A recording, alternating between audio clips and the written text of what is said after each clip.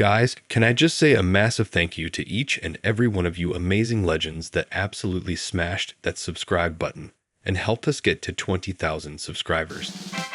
That's 20,000 of you legends who are part of the Wide Awake Horror family. Let's continue this run and see how many more of us we can get together. So, if you're listening and you haven't yet subscribed, please join us and hit the sub button. It's free and will really help support us. Don't forget to hit the like button too if you've subbed. Thank you again.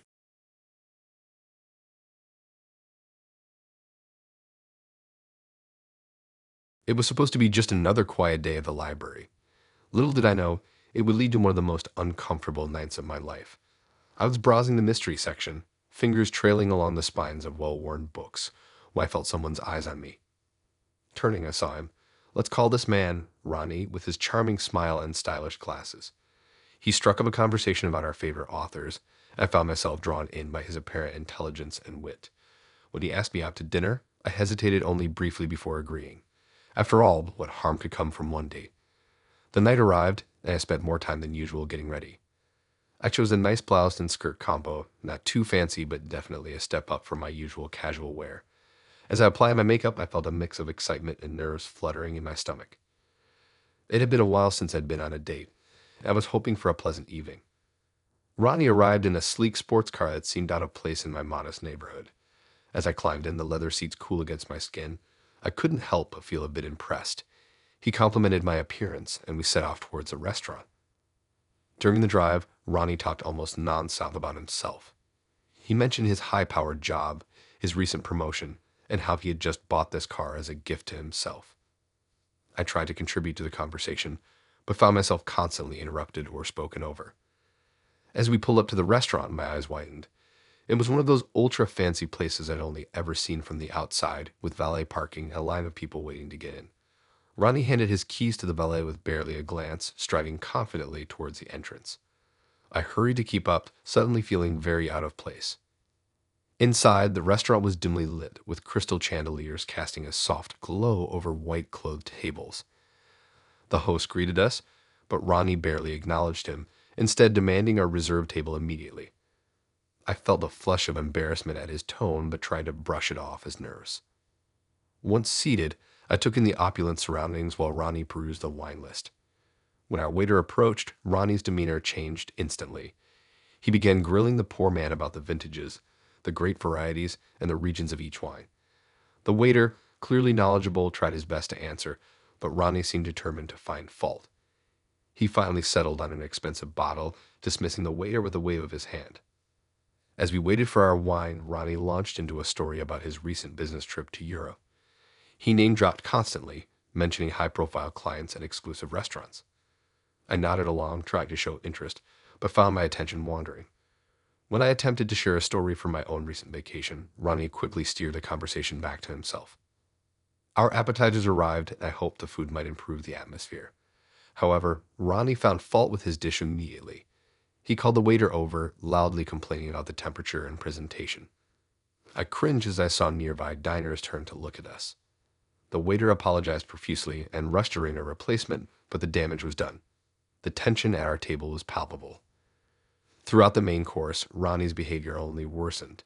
He sent his steak back twice, each time berating the waiter as if it was a personal affront. I picked at my own meal, my appetite diminished by the constant tension. Between his complaints about the food, Ronnie regaled me with tales of his ex-girlfriends. Each story painted him as the victim of some perceived slight or betrayal.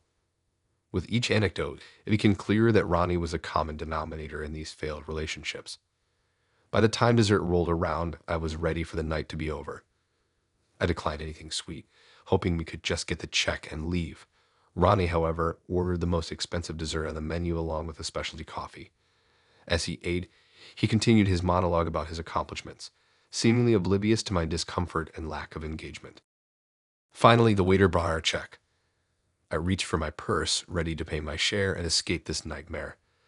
That's when Ronnie dropped the final bombshell of the evening.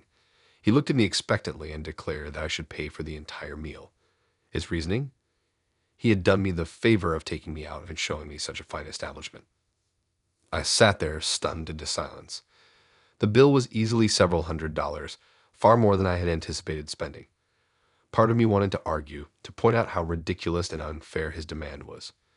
But another part, the part that hated confrontation and just wanted this evening to end, made me reach for my credit card.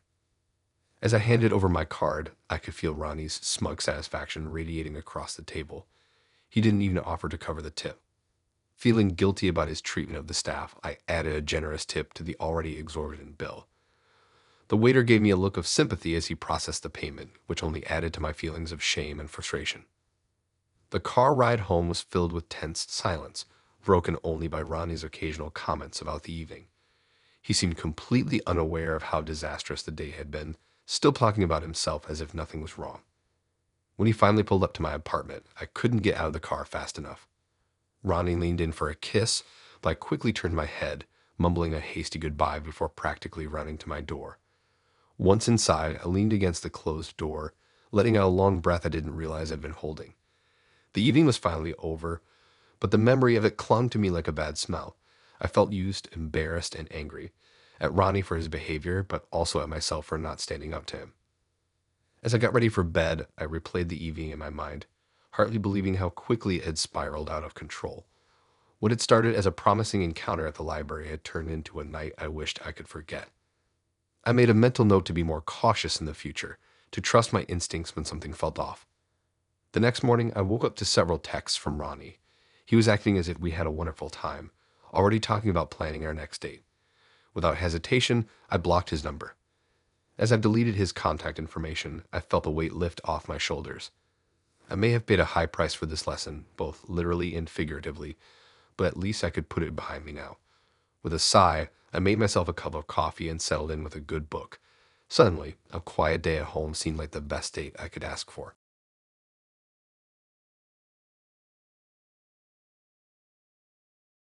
I never expected a casual date with an old college friend to turn into such a disaster. It all started when Faiza, a pretty blonde I knew from my university days, reached out on social media. We hadn't seen each other in 3 years, but her message brought back fond memories of our time together in classes. When she suggested meeting up, I was excited. I remembered her as fun and easygoing, so I figured we'd have a great time catching up. We decided to go see a movie and grab dessert afterward. The day of our date arrived, and I felt a mix of anticipation and nervousness as I drove to pick her up. Faiza's apartment was in a trendy part of town, all sleek modern buildings and hipster coffee shops. She came out looking stunning, just like I remembered. Her blonde hair was styled in loose waves, and she wore a cute sundress that made her blue eyes pop. On the way to the theater, we chatted about old times. Faiza laughed at my jokes and asked about mutual friends from college. Everything seemed normal and relaxed. We arrived at the cinema and got our tickets for the latest superhero blockbuster. I bought some popcorn to share, and we settled into our seats. As the movie started, I noticed Faiza checking her phone frequently. At first, I tried to ignore it, figuring she was just a habitual phone checker.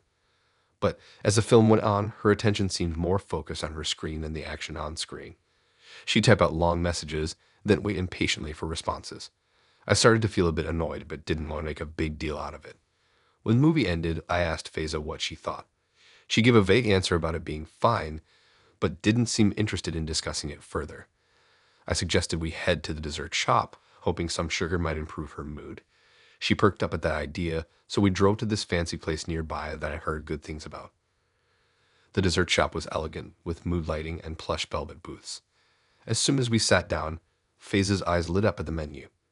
She started ordering one thing after another: an elaborate chocolate lava cake, a towering ice cream sundae, a fancy fruit tart, a slice of cheesecake. I figured she was just excited about the options, but she kept going and going. Pretty soon, our table was covered in desserts. I started to get a sinking feeling in my stomach that had nothing to do with all the sugar. The waiter kept bringing more and more dishes, each one more elaborate than the last. Faiza oohed and uhed over each new arrival, but barely took more than a bite or two of anything. I watched in dismay as she Instagrammed each dessert, carefully arranging them for the perfect shot. When the bill finally came, I nearly choked. Faiza's dessert extravaganza came to over $100. I hadn't budgeted for that on a casual first date. But what could I do? I paid, trying not to wince visibly at the cost. To make matters worse, Faiza had barely touched most of the dessert she'd ordered. Plates of barely eaten sweets covered our table. I felt sick looking at it all a waste, both food and money. I asked if she wanted to take any of the leftovers home, but Faiza just shrugged and said no. She seemed completely unconcerned about the expense more than uneaten food. At that point, I was ready to call it a night, but Faiza had other ideas. As we left the dessert shop, she asked if I could drop her off at her best friend's house instead of taking her home. I agreed, figuring it was on the way. But as we drove, I realized we were heading to a part of town I didn't know well. The streets got narrower and more rundown. Finally, we pulled up in front of a nondescript apartment building. A guy was waiting outside, not too tall, muscular, with tattoos covering his arms. Definitely not the gay best friend type I had been picturing. Faiza jumped out of the car without so much as a thank you or goodbye. She ran up to this guy and threw her arms around him. To my shock, they started making out right there on the sidewalk. I sat there stunned, not quite believing what I was seeing. Had I really just been used as a free ride and meal ticket? Eventually, I drove off, feeling like a complete idiot. The whole way home, I replayed the evening in my mind. How had I missed all the red flags? The constant phone checking during the movie. The way she ordered so much food without consideration for the cost or waste. Her eagerness to be dropped off somewhere else after our date. As soon as I got home, I blocked Faiza's number. I never wanted to hear from her again. I felt used, foolish, and angry, both at her and at myself for not seeing what was happening. The $100 worth of wasted dessert stung, but not as much as the realization that someone I thought was a friend could take advantage of me like that. For days afterward, I couldn't stop thinking about the disastrous date. I told a few close friends, who were sympathetic but also found the story hilarious. One suggested I should have asked Faiza to pay her share of the bill. Another said I should have just left her at the dessert shop. Easy to say in hindsight, I suppose. I didn't hear from Faiza again, which was fine by me. I wondered sometimes if she pulled the same stunt with other guys, using them for free meals and rides. Part of me hoped she'd feel guilty and reach out to apologize, but I knew that was unlikely. In the end, I chalked it up to a hard lesson learned. People can change a lot in a few years, and not always for the better. The Faiza I knew in college was long gone, replaced by someone selfish and inconsiderate. I promised myself I'd be more cautious in the future, especially when it came to reconnecting with old acquaintances. But at least I got a good story out of it. These days, when friends complain about bad dates, I just smile and say, "Let me tell you about the time I spent $100 on desserts for a girl who ditched me for another guy." It always gets a laugh, even if the memory still makes me cringe a little.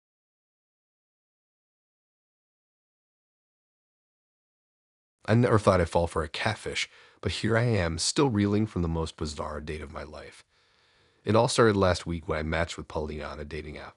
Her profile was jaw-dropping, a Russian supermodel with long blonde hair, piercing blue eyes, and a figure that seemed too perfect to be real.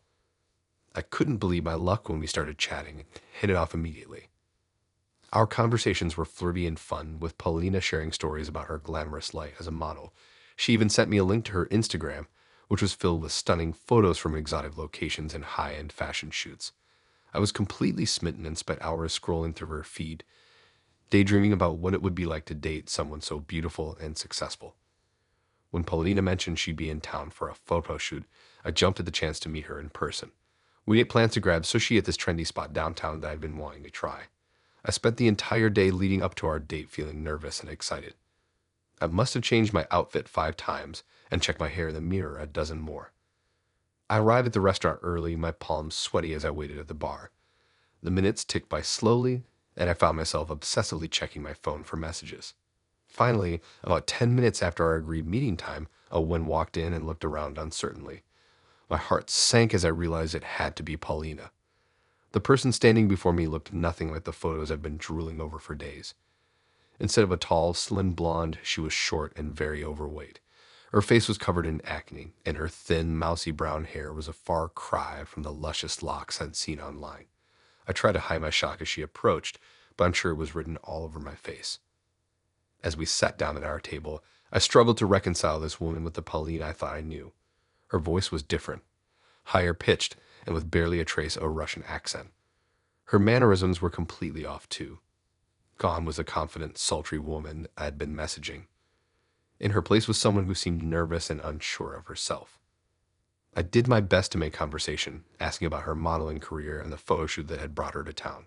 Her answers were vague and evasive, only adding to my growing suspicion that something wasn't right.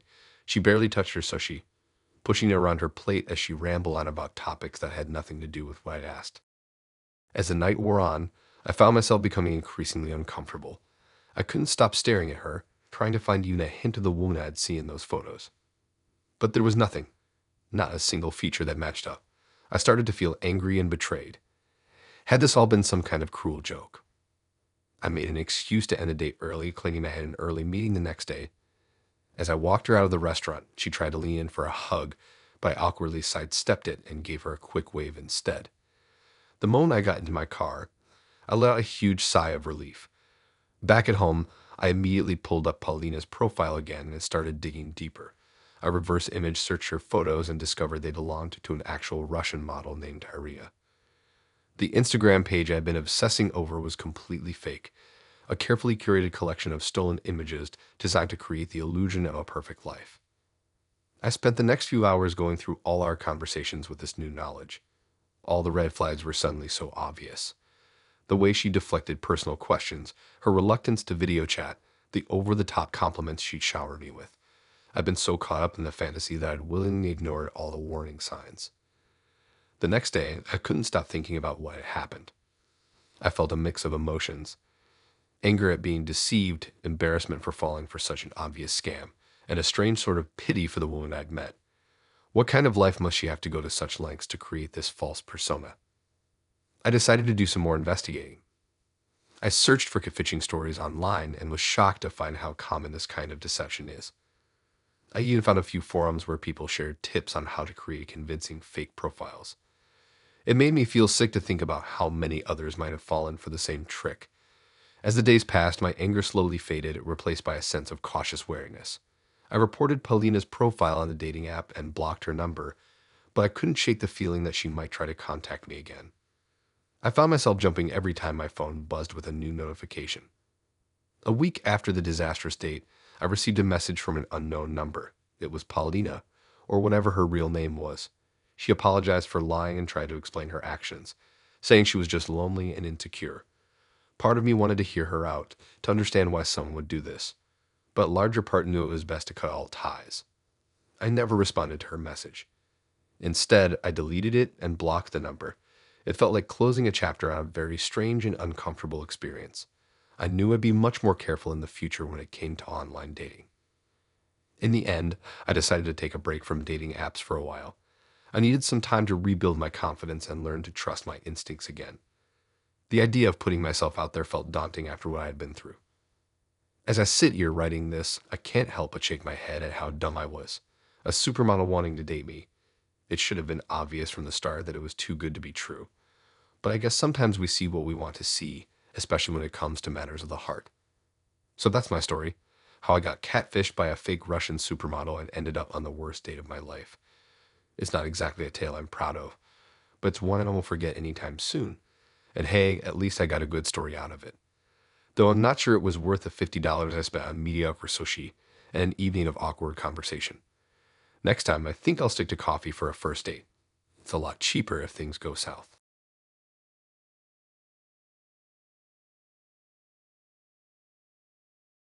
It all started with a Tinder match named Simon. His profile caught my eye, dark-haired, with a charming smile and a job in finance. We hit it off in our chats, sharing jokes and discovering mutual interests in hiking and indie films. After a week of witty banter, we decided to meet up for dinner at Bella's, a cozy Italian place downtown. As I got ready for the date, I felt a mix of excitement and nerves. I chose a cute but casual outfit, a flowy blouse, dark jeans, and my favorite ankle boots. I arrived at the restaurant a few minutes early, my stomach fluttering with anticipation. I spotted Simon walking up the street, looking just like his photos.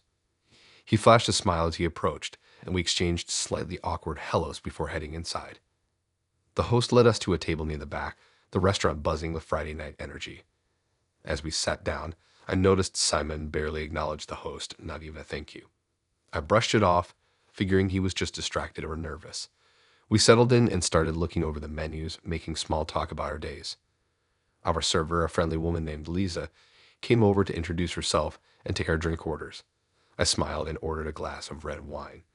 Simon barely looked up from his menu as he curtly asked for a beer, his tone bordering on rude. I felt a twinge of discomfort but tried to shake it off. As we waited for our drinks, Simon launched into a monologue about his job. He droned on about his important clients and big deals, barely pausing for breath. I tried to interject a few times, but he kept talking over me. This was not the engaging conversation I hoped for. When Lisa returned with our drinks, Simon snapped his fingers to get her attention. I cringed, embarrassed by his behavior. He ordered his food in a demanding tone, then turned to me expectantly. I quickly chose a pasta dish, giving Lisa an apologetic look as she walked away. Throughout the appetizer course, Simon continued to be rude any time the staff approached our table. He complained about the bread being cold, criticized the wine list, and kept snapping his fingers to summon the servers.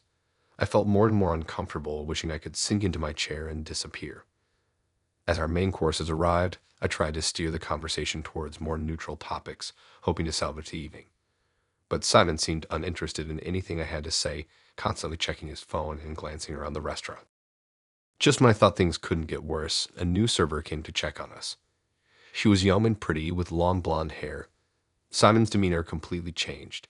He turned on the charm, flashing a big smile and striking up a conversation with her. I sat there in disbelief as he openly flirted, complimenting her hair and asking if she modeled. The server, clearly uncomfortable, tried to politely excuse herself. But Simon persisted, asking for her name and when her shift ended. I felt a mixture of anger, embarrassment, and disappointment.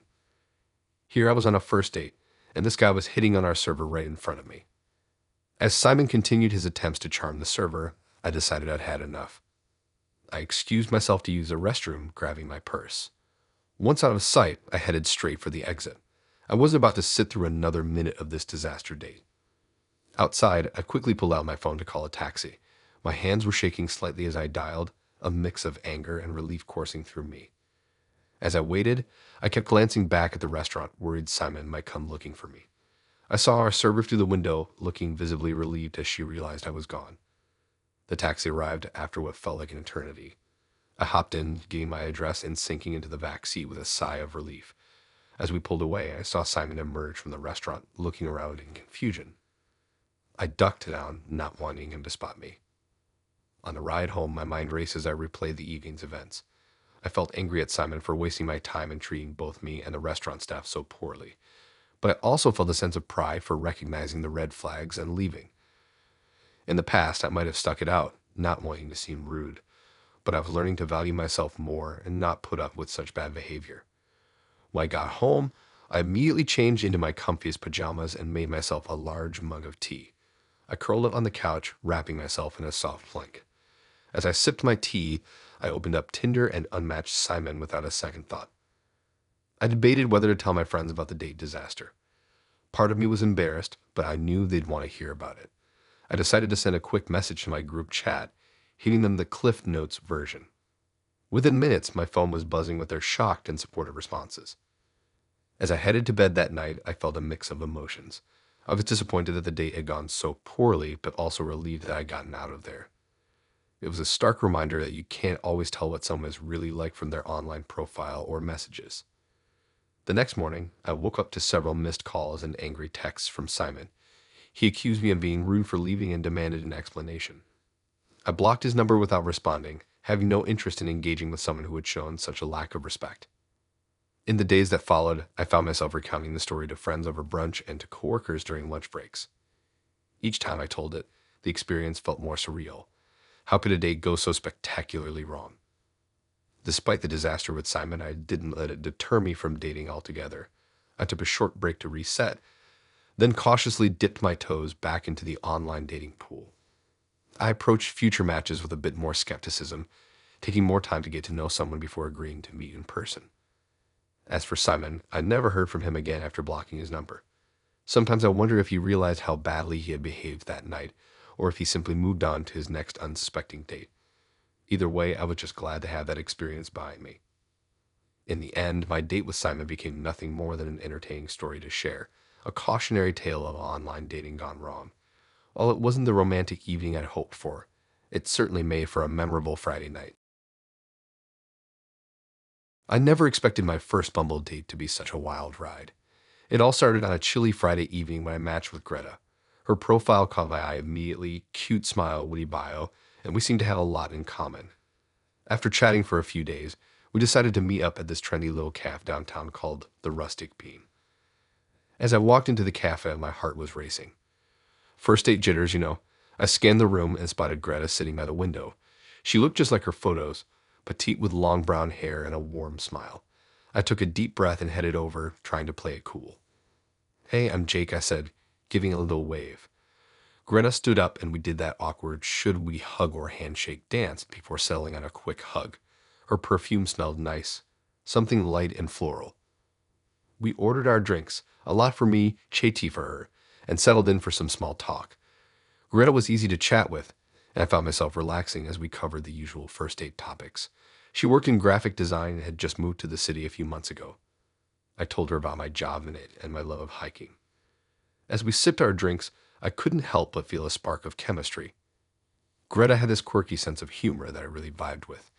She kept making these clever little jokes that had me laughing. I was starting to think this could turn into something real. But then, about 30 minutes into our date, things took an unexpected turn. Greta's demeanor suddenly changed. She got this serious look on her face and started fidgeting with her napkin. My stomach dropped. I had a feeling whatever was coming next wasn't going to be good. "Jake, there's something I need to tell you," Greta said softly, avoiding eye contact. I braced myself, wondering what bombshell she was about to drop. Was she married? Did she have kids she hadn't mentioned?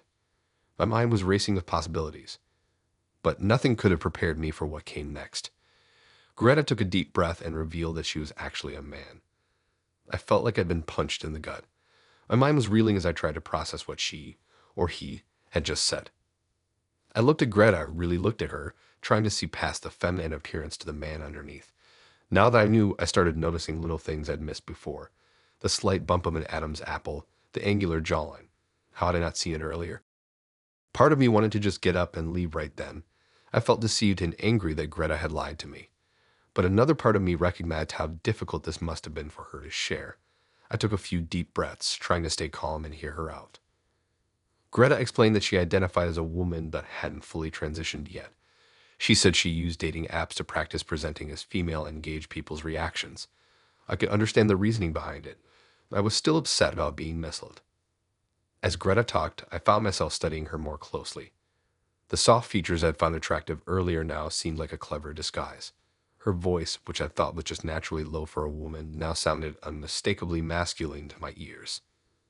I sat there in stunned silence for a few moments, unsure how to respond. My head was spinning. This was so far from how I expected the date to go. I felt a mix of emotions: anger at being deceived, sympathy for Greta's situation, and disappointment that things weren't going to work out romantically. The cafe suddenly felt too small, too crowded. I was acutely aware of the other patrons around us, wondering if they could sense the tension at our table. The cheerful chatter and clinking of cups seemed at odds with the heavy conversation we were having. I tried to gather my thoughts and respond in a way that was respectful but honest. I told Greta that while I appreciated her openness, I felt uncomfortable with the situation. I explained that I wasn't interested in dating someone who was transgender and that I wished she had been upfront from the beginning. Greta nodded, looking sad but understanding. She apologized for not being honest earlier and said she was still figuring out how to navigate dating while transitioning. I could see the pain and vulnerability in her eyes, which made it hard to stay angry. We sat in awkward silence for a few moments, both of us unsure what to do next. The remains of our drinks sat cold and forgotten on the table. I glanced at my watch, looking for an excuse to leave. Finally, I decided the best thing was to politely end the date. I told Greta I needed some time to process everything and that I didn't think it would be a good idea to see each other again. She seemed disappointed but didn't argue. We stood up to leave, both of us avoiding eye contact. I offered a handshake, which felt strange given how the date had started, but I didn't know what else to do. Greta's hand felt larger in mine than I remembered from our initial greeting. As we walked out of the cafe, I held the door open for Greta out of habit. She gave me a small smile and thanked me. For a moment, I saw a flicker of the person I had been excited to meet just an hour earlier, but the feeling quickly faded as reality set back in. We said a brief, awkward goodbye on the sidewalk and headed our separate ways. As I walked home, my mind was racing. I replayed the entire date in my head, looking for signs I might have missed. Had there been clues in our messages that I'd overlooked? The cool night air helped clear my head a bit, but I still felt shaken by the experience. I'd gone to the date hoping for a romantic connection, and instead got the shock of my life. It wasn't at all what I'd signed up for when I swiped right on Bumble. When I got home, I immediately deleted my dating apps. I knew I needed some time to process before putting myself out there again. The whole experience had left me feeling wary and a bit traumatized, if I'm being honest. That night, I tossed and turned, unable to sleep. I kept thinking about Greta and wondering about her life. What was her journey like? How many other guys had she surprised like this? I had so many questions I wished I'd asked. It's been a few weeks now, and I'm slowly getting back into the dating scene. But I'm definitely more cautious now. I ask more questions and try to get to know people better before meeting up in person. And I always meet in public places, just in case. While I won't be seeing Greta again, I hope she finds someone who can appreciate her for who she is. As for me, I'm chalking this up as a wild story to tell at parties. It definitely tops any other dating disaster I've had. And hey, at least I got a decent coffee out of it.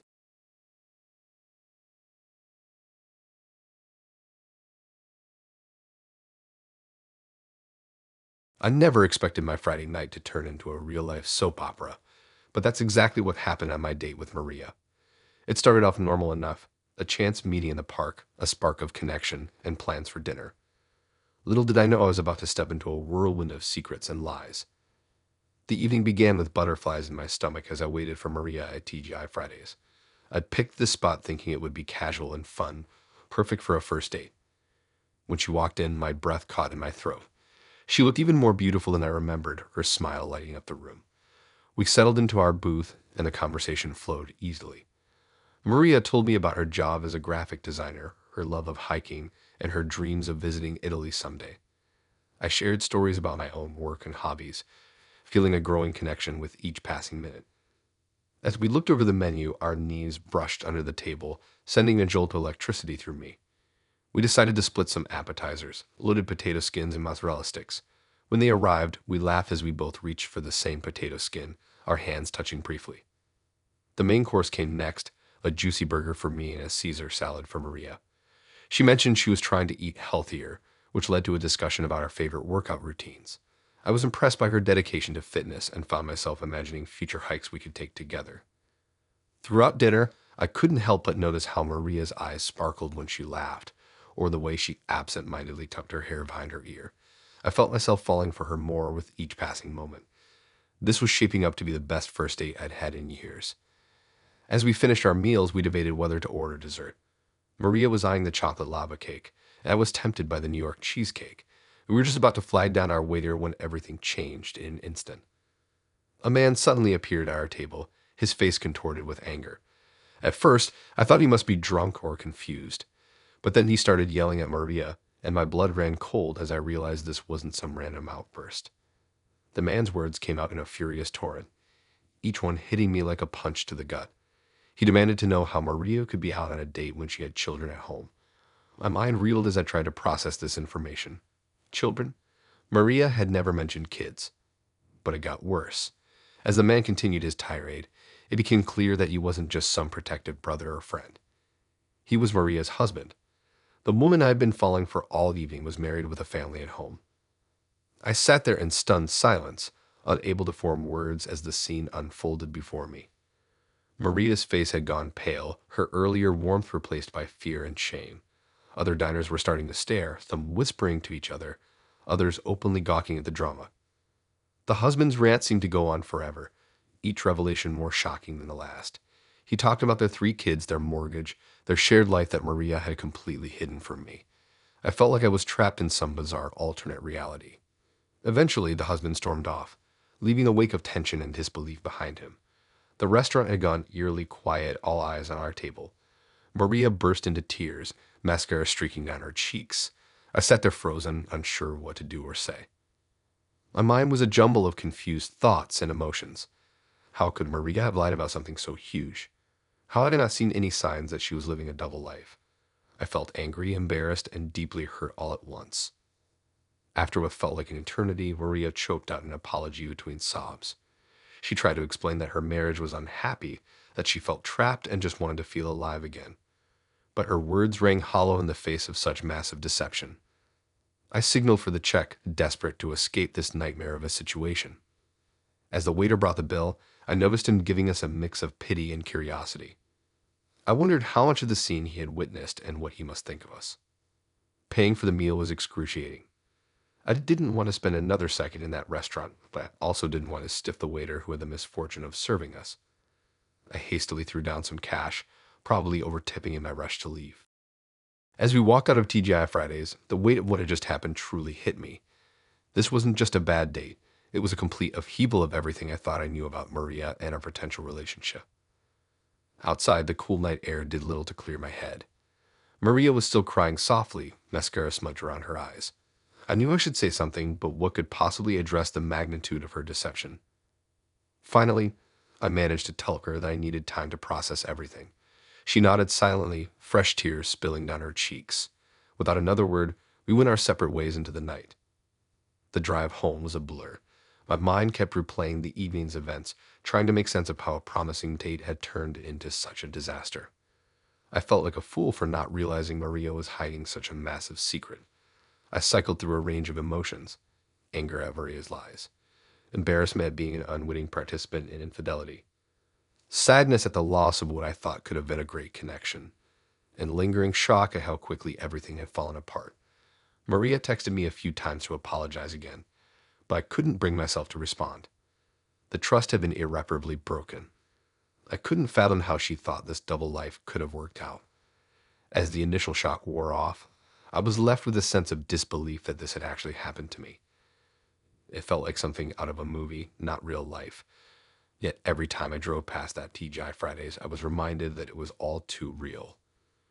In the end, I knew I'd be more cautious in the future, but I didn't want this one bad date to make me completely jaded about relationships. Still, I couldn't help but wonder about Maria. Did her husband forgive her? Did she leave him? Was she still out there, living a double life and breaking hearts? I'd probably never know the answers, and maybe that was for the best. All I knew for sure was that my days of planning first dates at TGI Fridays were over. Some restaurants are just better left to families and friends, not unsuspecting singles stepping into secret double lives. Lesson learned the hard way.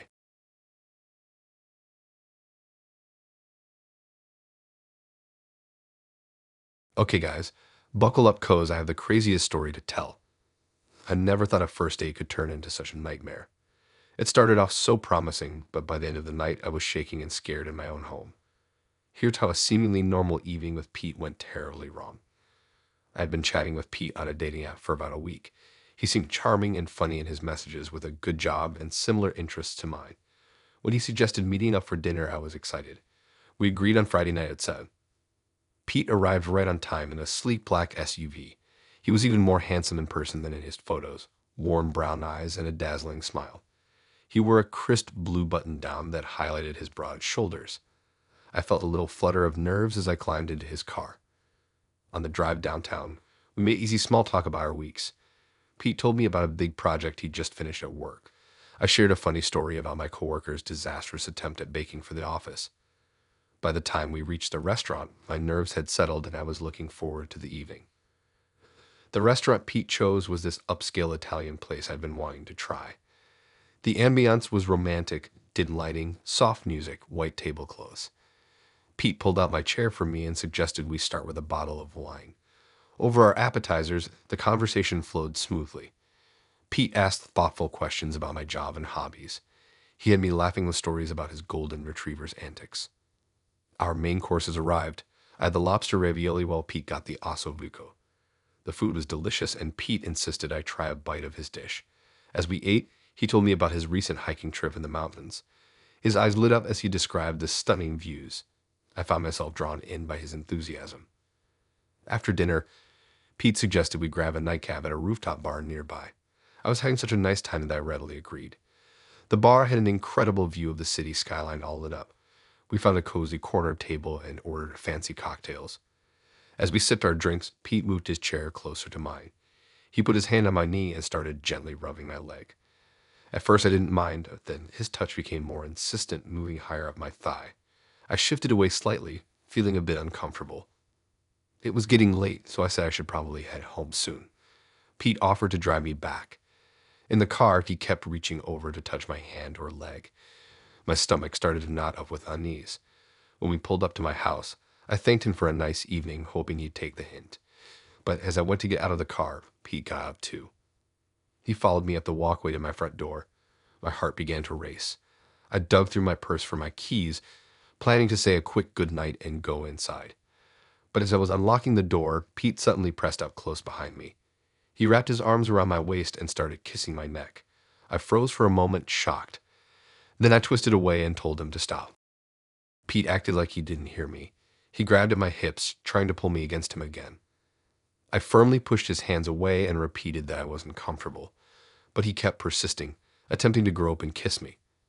Real fear started to set in.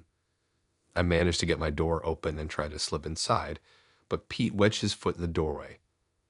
He had this unsettling grin on his face as he started forcing his way into my house. Panic surged through me. My mind raced with horrible scenarios of what might happen if he got inside. I shouted at Pete to leave, that the date was over. He just laughed and said we were just getting started. My hands were shaking as I fumbled for my phone and my purse. I held it up and told Pete I would call the police if he didn't leave immediately. That finally seemed to get through to him. Pete's face darkened and he backed up, hands raised. He tried to play off like he was just joking around, but I could see the anger in his eyes. He called me a tease and some other ugly names as he stomped back to his car. I slammed the door and locked it, then sank to the floor, trembling. I sat there for what felt like hours, straining to hear if Pete's car had really left. When I finally felt safe enough to move, I double and triple checked all my locks. I turned on every light in the house and grabbed a kitchen knife to keep close by. I couldn't stop shaking or crying. How had the night gone so horribly wrong? I barely slept that night, jumping at every little noise. I kept replaying everything in my head, wondering if I'd missed some warning signs earlier. The charming, funny guy from dinner seemed like a totally different person from the one who tried to force his way into my home. The next morning, I called my best friend and told her what happened. She came right over to comfort me and help me file a report with a dating app. We blocked Pete's number on my phone. For weeks after, I was constantly on edge. I put extra locks on my doors and windows. I was too scared to go on any more dates for a long time. Eventually the fear faded, but I'll never forget that night with Pete. What started as a promising evening turned into one of the scariest experiences of my life. I'm just grateful I was able to keep him out of my house and stay safe. Now I always meet first dates in public places and make sure friends know where I am. I'll never take my safety for granted again after that close call with Pete. I never thought a simple swipe right would lead to the scariest night of my life, but that's exactly what happened when I matched with Samira on a dating app last month. Her profile caught my eye immediately, stunning photos, a witty bio, and interests that aligned perfectly with mine. We hit it off in our chats, exchanging jokes and stories for a few days. When she suggested meeting up, I jumped at the chance. We agreed to meet at a trendy new restaurant downtown on Friday night. I arrived a few minutes early, my stomach fluttering with nervous excitement. When Samira walked up, my jaw nearly hit the floor. She was even more gorgeous in person, long dark hair, big brown eyes, and a dazzling smile that lit up her whole face. "You must be Jake," she said, hitting me a quick hug. Her perfume was intoxicating. We headed inside and got seated at a cozy booth. The conversation flowed easily as we looked over the menu. Samira was charming and funny, regaling me with stories about her job as a marketing exec and her recent travels to exotic locals. I found myself completely captivated. We ordered some appetizers and cocktails to start. As we waited for our food, I noticed Samira glancing around the restaurant somewhat nervously. When I asked if everything was okay, she laughed it off, saying she thought she'd seen an ex-boyfriend walk in. I didn't think much of it at the time. The waiter brought our drinks, a whiskey sour for me and a mojito for Samira. She raised her glass in a toast. "To new adventures," she said with a wink. I clinked my glass against hers and took a sip. As we continued chatting, Samira started asking more personal questions about my job, where I lived, and my financial situation. It felt a bit probing, but I figured she was just trying to get to know me better. I answered openly, wanting to impress her. When our entrees arrived, I excused myself to use the restroom. As I walked away, I could have sworn I saw Samira quickly reach for my jacket that I left on the seat, but when I returned, she was sitting there cutting into her steak. After dinner, Samira suggested we take a walk in the nearby park to enjoy the nice evening. It seemed romantic, so I readily agreed. As we strolled along the path, she linked her arm through mine and snuggled close. My head was starting to feel a bit fuzzy, but I chalked it up to cocktails. Suddenly, Samira said she wasn't feeling well and needed to sit down. We found a bench, and she leaned her head on my shoulder, closing her eyes. I put my arm around her, concerned. My vision was getting blurry, and I felt oddly sleepy. The next thing I knew, I was jolted awake by a jogger shaking my shoulder. "Hey man, you okay?" he asked. I blinked in confusion, disoriented. It was dark out, and Samira was nowhere to be seen. I checked my watch. Over 2 hours had passed. With a sinking feeling, I reached for my wallet and phone. Both were gone. So were my house keys. Panic set in as I realized what had happened. I'd been intoxicated and robbed. I stumbled to my feet, my head pounding. The jogger helped me find a payphone where I called my roommate to come pick me up. I was beyond embarrassed trying to explain the situation. Back at home, I immediately called to cancel my credit cards and report my phone as stolen. I took a long shower, trying to wash away the feelings of violation and stupidity. How could I have fallen for such an obvious scam? The next day, I filed a police report. The officer wasn't optimistic about catching Samira. Apparently, these types of dating app scams were becoming more common. Criminals would create fake profiles, charm their victims, then pill and rob them. Over the next few days, I was in a daze. I kept replaying the night in my mind, kicking myself for missing the red flags. The nervous glances, the probing questions, the suggestion to go somewhere isolated. It all seemed so obvious in hindsight. Then the credit card statements started rolling in. Samira had gone on quite the shopping spree before I managed to cancel the cards. Designer clothes, expensive handbags, fancy dinners. She'd racked up over $5,000 in charges in just a few hours. I tried disputing the charges with my bank, but they said since I'd willingly given Samira access to my cards at dinner, it wasn't considered fraud. I was on the hook for all of it. To add insult to injury, I discovered Samira had used my phone to transfer money from my Venmo and Cash App accounts herself. She cleaned me out completely. I spent the next few weeks in a fog of anger and self-recrimination.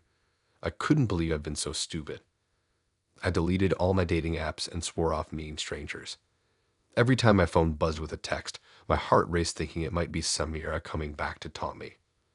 As the weeks passed, the acute pain of the experience faded, but I was left with a lingering sense of distrust and paranoia. I second-guessed everyone's motives. I kept my wallet in my front pocket and my phone in a death grip when in public. I often wondered about Samira. Was that even her real name? How many other people had she scammed? Did she feel any remorse, or was it just a game to her? I'll probably never know. Sometimes I imagine running into her on the street. What would I say? What would she do? Part of me wants answers, closure, but mostly I'm just glad I made it out of that situation safely. It could have been so much worse. It's been 2 months now since that night. I'm slowly putting the pieces of my life back together. I got a new phone, new credit cards, new locks on my apartment. The financial hit was rough, but I'm gradually paying off the debt. I meet people in public places during the day now. I let friends know where I'm going. I watch my drink like a hawk. So I'm back in the dating world, older and wiser. I'm more careful now, but still hopeful. Life goes on, and so does the search for connection. I just keep my wallet a lot closer these days. Thanks for listening in. If you like these stories and want to hear more, then please subscribe and like and support this new channel. We have more stories for you to listen to.